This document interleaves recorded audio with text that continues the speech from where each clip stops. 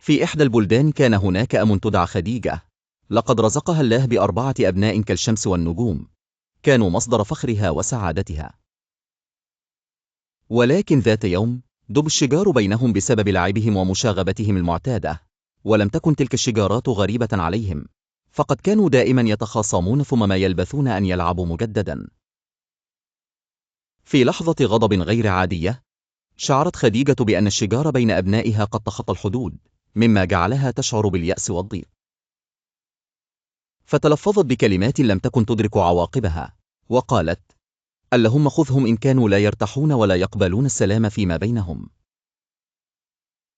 لكن سرعان ما أدركت أنها تجاوزت الحدود وأن دعاءها هذا قد يكون جائرا عليهم. لم تمر أيام قليلة حتى شعر الأبناء بألم وأعراض غريبة أقعدتهم الفراش، وبدأت خديجة تشعر بالفزع والأس، فهم أولادها الذين عاشت من أجلهم وضحت بالكثير من أجل أن تراهم يكبرون ويشتد عودهم.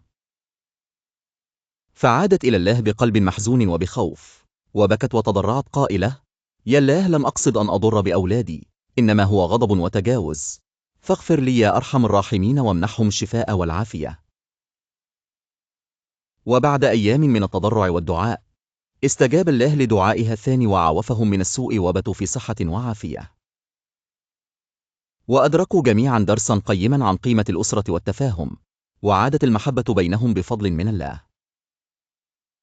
إن الدعاء سلاح قوي يجب استعماله بحذر دائما، وعند لحظات الغضب يجب أن نتذكر قول الرسول صلى الله عليه وسلم: لا تغضب،